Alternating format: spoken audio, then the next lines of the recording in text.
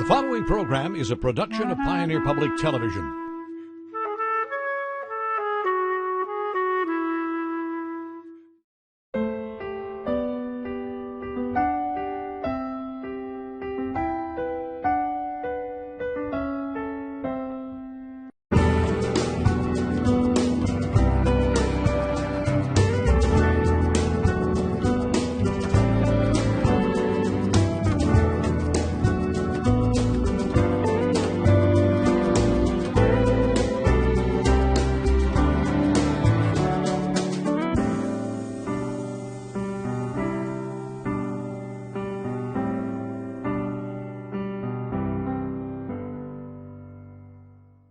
Hello and welcome to Compass, a production from Pioneer Public Television. I'm Les Heen, your host for Compass. It's a weekly discussion of public policy and important issues facing our viewing area. This week, the changes in our workforce and immigration. Immigration law has been a hot topic for quite a while now, and immigration law is receiving more attention all the time, and at least in part because of the demand for additional workers in the nation's workforce.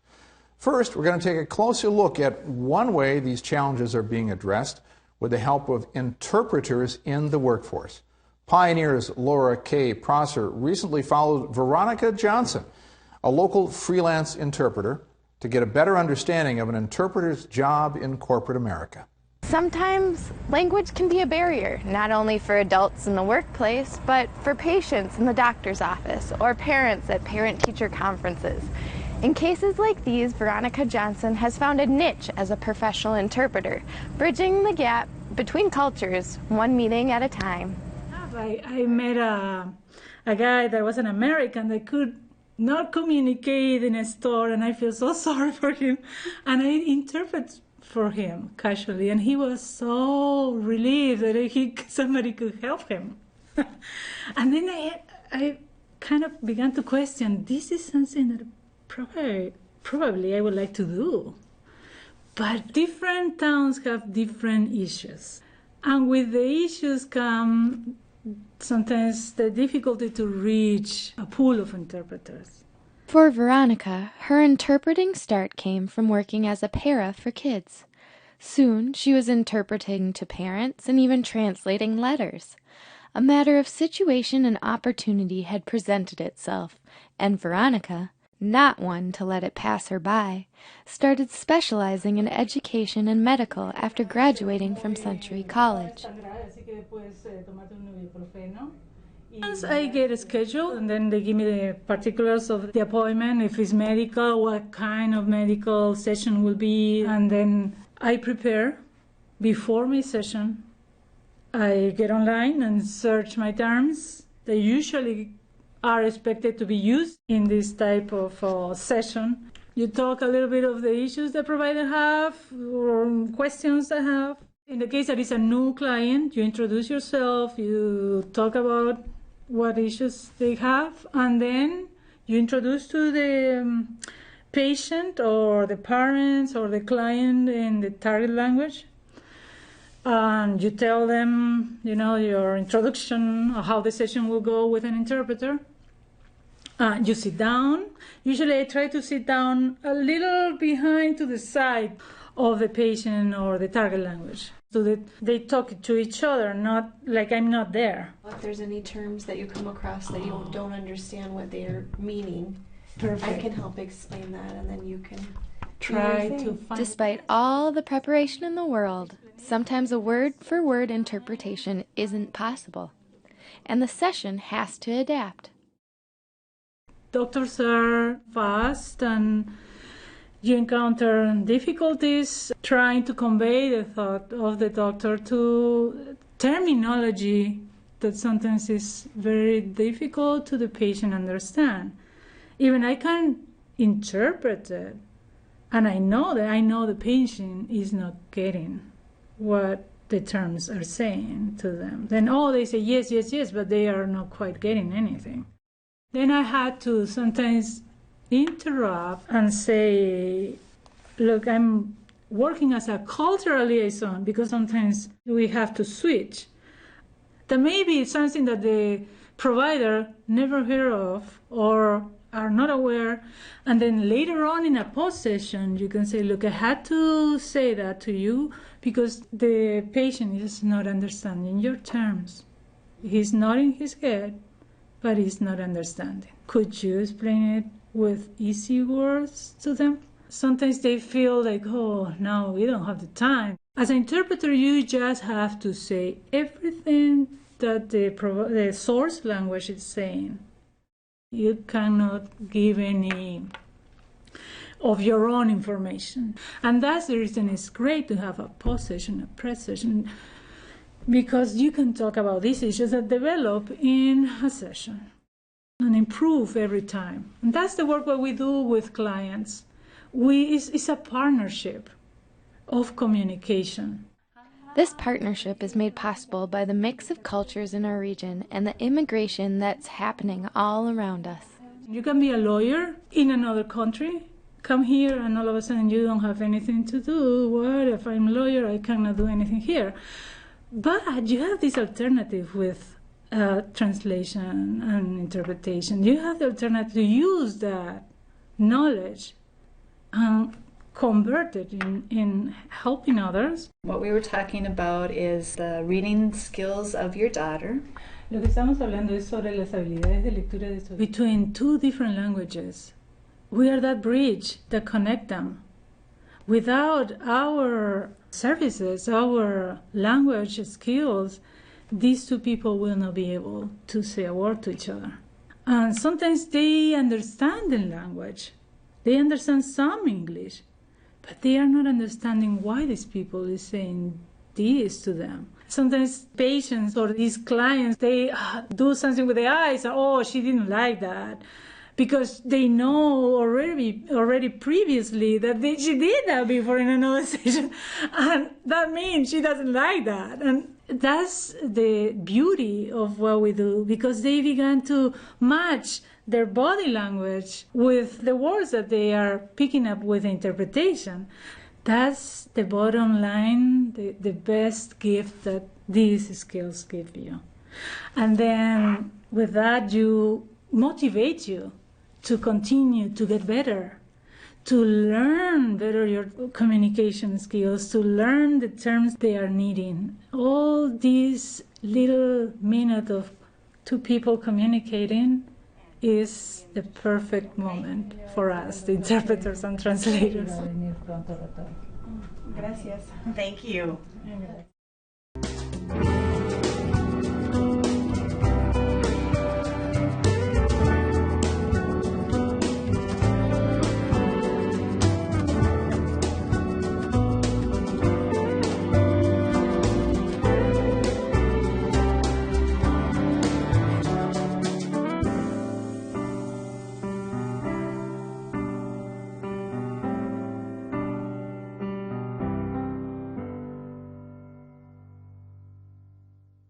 With us now to talk about immigration law policy and interpreters, we have two guests. We have John Keller seated next to me, who is the Executive Director of the Immigration Law Center. And also joining us from Century College in the Twin Cities is Cristiano Massey, the Translating and Interpreting Faculty Coordinator. So, gentlemen, thanks for joining us on Compass. John, I'll start with you because I remember we met during a workforce conference in Marshall, Minnesota last fall, where there was a lot of attention to the workforce of the future, not only in rural Minnesota, really across the country, but a lot of this was just about rural areas and the fact that for rural areas to maintain the workforce that they want to have, immigration is going to play a huge role. Yeah, that's right. So I've been asked to speak, I think, 4 or 5 times now on this very topic across the state and, in fact, the region. There's 2 major things happening. First, we have a demographic tsunami of people retiring and reaching 65 and older that we've never seen before. I think by the year 2020, the number of people who are 65 and older will be greater in Minnesota than the number of kids in school. So it gives you an idea of the challenges we have, people leaving the workforce, who's going to replace them, and the clear and obvious answer is immigrants and immigrants' children. And that's part of why I think many folks and employers and the state itself are interested in trying to find out how do we do this the smartest way and the most efficient way. John, when we were off camera a few minutes ago, we were talking about a presentation you made several years ago, and I'd almost forgotten about it, but it was in Wilmer, and that was where you had leaders from the State Chamber of Commerce, and you had folks from the local business community talking about even then the fact that for many chamber members, even 5 years ago, they were saying, look, folks, here's the demographics, it's coming this way. Yeah, we've built a coalition in Minnesota and now the Dakotas as well. It's going on its 10th year, really focused on bringing people from the AFL-CIO to the Chamber of Commerce, agri-growth, Minnesota milk producers, all of the sectors, hotel and hospitality, that depend predominantly or in significant ways on immigrants to fix our broken immigration systems in Washington. Immigration is a federal system. What we have across the country are about 11 million people who have no way to get status. Now in Minnesota, the vast majority of persons who are undocumented and of working age are working. The problem is until there's a change in Washington, they're not working at their highest capacity, and that's really what reform is about, and that's why you can attract strange bedfellows like the AFL, several unions for that matter, and the business class in one coalition. Yeah, and then across industries as well, because you mentioned hospitality, agriculture, manufacturing, quite a few different industries that have an interest in figuring out these workforce issues. Yeah. And Cristiano, with your work at Century College, part of what you have to do is help people who are going into the workforce specifically as interpreters, correct? Yes, that's correct. We train bilingual individuals to work in what we call the community, which includes hospitals, schools, and courtrooms, and corporate America as well. Mm-hmm. And I think one of the issues that you spoke to during the break was that we have a situation where people may know that they have a skill in another language, but then how do you take someone who has that skill in a second language and then move them to being an effective interpreter? What is that process like? Thanks for that question. There's still a huge misconception in the field that anybody with any level of knowledge of two languages is automatically an interpreter or translator, and that's not true. Interpreting and translation are practice-based skills that need to be developed over time, and they need to go to training. For example, at Century College, our shortest degree is 30 credits, which students complete in about a year and a half, and so it takes time until people develop those skills that are necessary to do a good job in interpreting. And then in terms of where they are employed, tell us about that. So most translators and interpreters work as freelance individuals. There are a few jobs out there, and they are full-time or part-time staff positions in large hospitals, courtrooms, sometimes school systems, but most interpreters and translators will be independent contractors working for several different agencies and being called to go interpret in several different places. So they also, in those special situations, would also have the additional skills, I'm sure, of learning the appropriate words and the context, whether it's medicine or law or education. So there's a subspecialty within interpreters then, correct? Yes. In a long program like the one we have at Century College, students are exposed to the main areas that they will be interpreting in. So legal, we have specialized courses in healthcare, legal, and in education. Most of the exercises they do revolve around those areas, but also Social Security, immigration, public housing, and they are taught how to prepare for these situations, because what we call topic preparation is a key element to be able to do a good interpreting job. So they need to prepare ahead of time before they go into an encounter. And also, I'm sure, in very stressful situations, such as a courtroom or if someone's in a medical crisis. Yes. So students also learn how to manage stress and complicated situations, and also ethical dilemmas. There are many ethical dilemmas that interpreters face, like any other profession, and they also learn how to deal with those as well. And John, in your work at the Immigration Law Center, I'm sure that you've seen, interpreters play a hugely important role, in very basic communications in many cases, correct? Yeah, we were sharing a little bit off camera, but in our office, we're a statewide agency, and last year we helped about 4,500 individuals. Those clients came from 104 different countries, so that's just Minnesota, that's just the reach of our agency. The reality is that there is growing diversity in Minnesota and in the region. These are, great places for people to raise a family, to get decent jobs, decent cost of living. But that ability to communicate, especially for the parents, the older folks who arrive as that first generation, just like many of our ancestors arrived, and there's towns all across Minnesota that are identified with New Ulm and German-speaking, or other places where that is who we were in the past. That's who that first generation of today's immigrants and refugees are as well. Yeah. So as you've watched this field change over the last few years, of course, there was a lot of attention in 2014 with federal action or federal discussions. Where do you think we're going with immigration law over the next couple of years? Well, I'm an optimist. I think the more you look at the economic issues and the demographic issues, the bigger the level of support is for fixing this.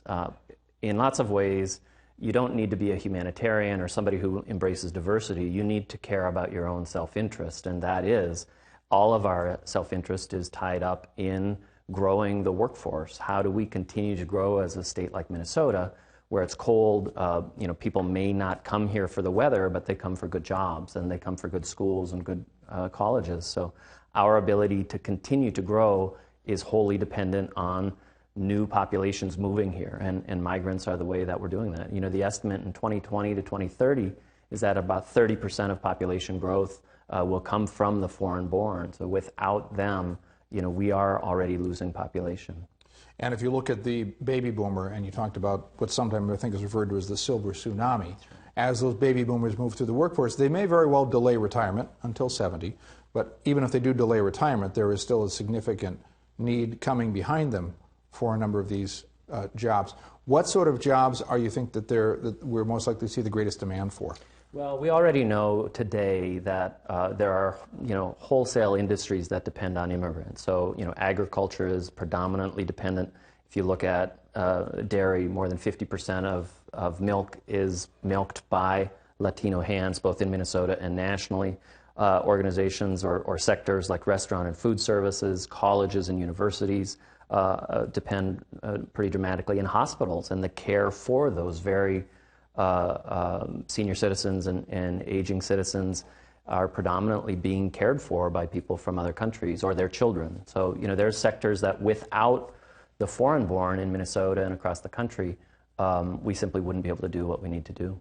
Are the regional differences that you see when you look at this nationwide, are the upper Midwest regional differences very different from other parts of the country? What we see in one way of looking at those differences is where arrival of the foreign-born has slowed down in some of the traditional areas in the south of the U.S. In the Midwest, we've seen a tripling, really, of people arriving here. You start out from a pretty small number in 1990, so tripling, doesn't mean we've got millions of people. We've got about 250,000 people who are foreign-born, and of them, they've been arriving in the Midwest and Minnesota faster than in other places. Why? Why? Because there's jobs and a good place to raise a family. So, and Cristiano, in your work, and the program at Century really hasn't been around that long, but it came about in part because of the huge changes that John is talking about, right? Yeah, so the program at Century was created around the fall of 2009 to meet this increasing demand for interpreters and translators to help these communities have access to important services that they are entitled to. So there's the educators in the field are working very hard to try to professionalize this field. And also, if I could mention this, there's a legal framework behind interpreting and translation. In healthcare, there's Title VI of 1964 that the Federal Department of Health and Human Services has used and created a federal mandate that says that any institution that receives federal funding needs to provide some sort of interpreting services for people who can't speak English or have very little knowledge of English. In the courts as well, there is a legal framework that calls for the work of translators and interpreters. So we are all working together to try to professionalize this field more and avoid issues that have occurred in the past with people who are not trained or who don't know exactly what they're doing when they're called to interpret. Yeah. So is there such a thing as a typical student, that people come in at 18 or 22 or 24? Because I'm sure you attract a fairly wide variety of students, because language skills can cut across a great many different demographic groups. Yep. Our program is what we call language neutral, so we accept all languages in the program, with English being one of them, and then their own native languages. And we see a huge mix of either U.S.-born students who have a degree, a bachelor's degree in Spanish, come to us to get trained as a translator and interpreter. We have immigrants who have been here for many years and are thinking about a career change. We have children of immigrants who have this amazing gift, which is this other language that they speak, and they don't know what to do with their language until they find, oh, I can be a translator.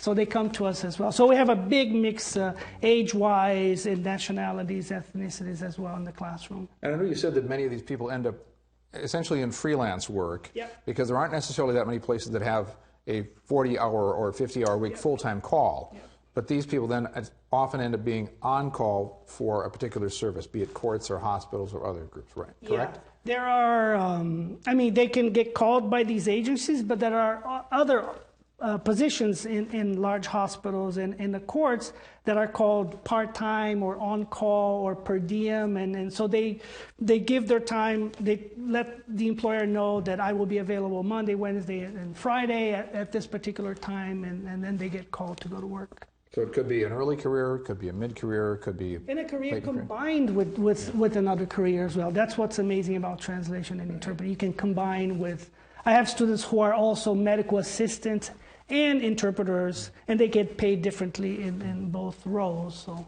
sure, in the same way that someone may be working in a school, as a paraprofessional, yes, and they may have that skill which is called upon at any given time within a school system. That's correct. Yeah. And in terms of the placement, still high demand when they get out. They often, what's it like for them finding work?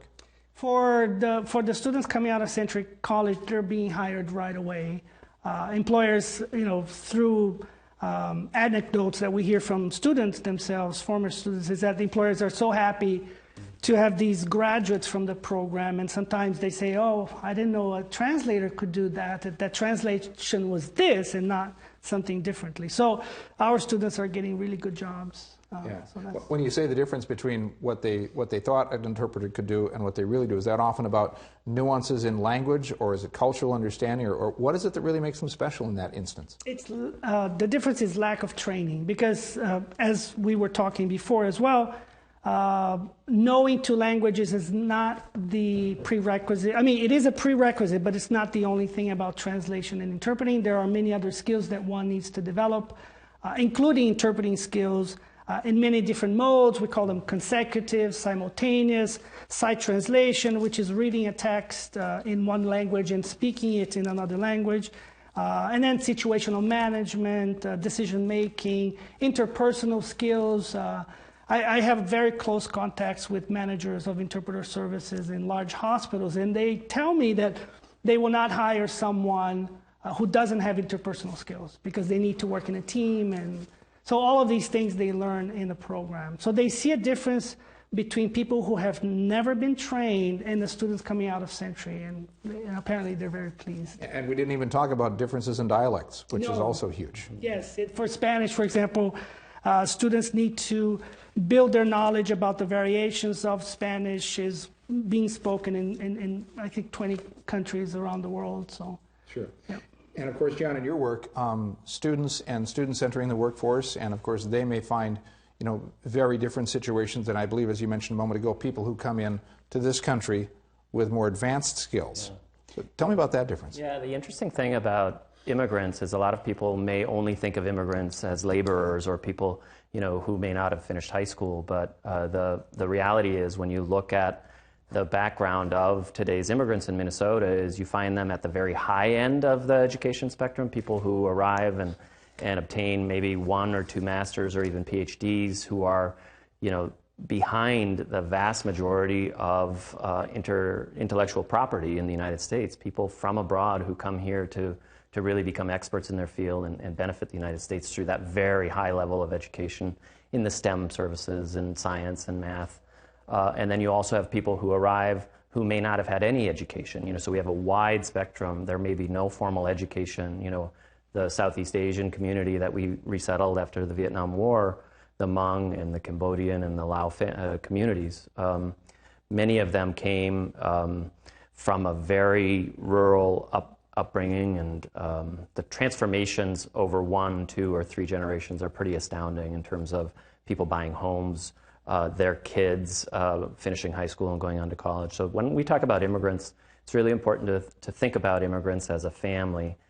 We've talked about the demographic side, which obviously means they're having the children of their own, but that second generation are kids that are going usually through most of elementary school and coming out, and they're really the future of the workforce, future in education, future in all kinds of different jobs. If I can add to that, at Century we get a lot of those immigrants who have master's degree, PhDs, and while they're working on their other dream career, they come to us to get trained to work as translators and interpreters while they're preparing to take the board exam in nursing or to be a physician or that. So we get those as well. One of the things I was thinking about on this issue is that because Pioneer serves a very rural area, are there significant rural-urban differences when it comes to immigration law that you've seen, John? For us, certainly I think when you think about Minnesota, there are towns, particularly towns with large employers that are attracting large immigrant communities. So, we have an office in Worthington, certainly Wilmer, nearby where we are today. Pelican Rapids is another really interesting example, and then up into places like Crookston and Moorhead. Austin, Minnesota. So places that begin with, a workforce that is not being filled by the native-born population tend to be the place of first arrival. But then the other interesting thing that you see in a place like Austin is Riverland Community College is serving a growing every year number of the kids of those immigrants. So while the mom and dad might have arrived and are working in the meatpacking plant, the kids have normal American dreams, just like anyone else born here, to go to college and to make a better life for them and their families. Yeah. I know we only have a couple of minutes left, so I just want to touch on a few closing ideas here.